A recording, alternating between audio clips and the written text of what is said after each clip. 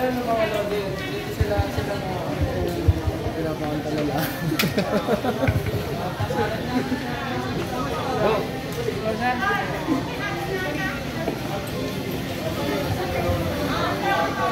Yeah. Yes, yeah.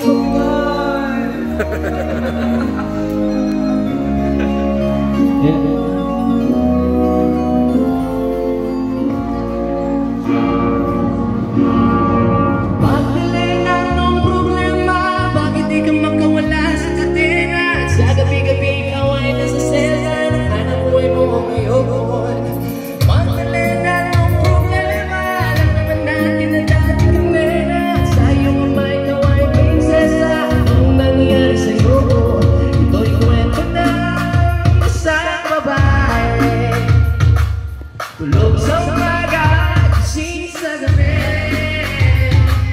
Kanyang ay puno ng korente. Sa lugar namin away patay sindi. Simulan natin ang istorya ko ay kanyang matalik na kaibigan. Ernesto ang aking pangalan.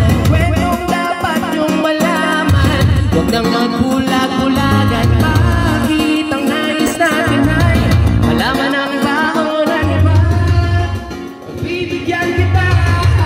kilala mo kasi magana. Kababata mula pa nung pagkabata kami lagi magkasama mga papapagsasama. Kanyang hindi lumiliwanag ang paligid at pag siya'y sumadaan ang mga alay niya bumibili. Ubod ng ganda kung siya ay nagdalaga. Tuwing kami sa tuna malilit at tulala ay kaya lang mo mga pinililit. Isa na ikat-itik ng puso para sa kanya ay sasayaw. Mga kanyang kapagtapos ay tinawis sa mga atin at punas ng punos na ay parang hindi ka mainit pa magaliginig. Pinakilala niya na lahat na taga Maynila. Magdalena, anong problema? Bakit di ka pagpapala sa kadena? Sasabihin ka pinaway ka sa sena. Alam mo ay mo yun. Magdalena, anong problema? Alam naman natin na dati kang nena. Sa'yo naman ikaw ay prinsesa. Anong nangyari sa'yo? Maraming taon ako'y nananibasan. Pinilit ko magtakasan. Bago sa'y aking nalaman ang tunay kong kailangan. Di ko maibalingan pagtingin ko sa iba. Pinamahal ko siya. Hahanapin ko si Magda. Lumuusapang kadalasan sa mga abutan sa loob na ang sabi nilang pinagtatrabaho. Nakita ko larangan na nakatigit sa pintuan. Di ba na muli ng buhok? Di ko malilimutan ang kanyang pagdarang ang pistas ka dyan yung bigay. Hanggang saya hindi na nagpapili ipapasok sa silid. Pero bakit ang dilim? Maraming lames at mga naging inom ang lasing. Ang biglang magpalakpakan may kabakan na karkas sa maliit na itabrado. Ay nakita ko na ako'y nagtagal at nagawang nagdamot. Bakit siya sumasayo ni sumatas ng suot? Tulog sa umaga, gising sa gabi. Ang kanyang mukha ay puno ng korente.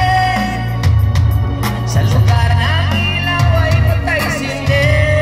Tanabi ng istorya siyang sumama sa akin. Walang kakabakaba. Ang rato niya sa akin ay nobyo. Tila katak-katak. Bumaba sa taxi pinara. Since-strike may message. Parang akibira sa mga sumunod na eksena. Kung ito ay panaginip, panayoko na mag-isip. Ngunit ang pinanaginip, umaga na lang mag-isip. Ang nakatutan ko lamang ay may sauce sa lapat. Para sa akin nakasimulat niya magdamag. Dahil kumukulo ang isip. Piniling ko masaha. Di malilimutan ng mga sinabi na sa akin. Mahal ko Ernesto. Alam kong tulog mo'y malalim. Di na ako nagpaalam. Di na kita kinising. Salamat nga pala sa pasalubong mong kalamay. At sa pinakamasayang gabi ng aking buhay nang iniwan ko ang baryo natin ang akala ko.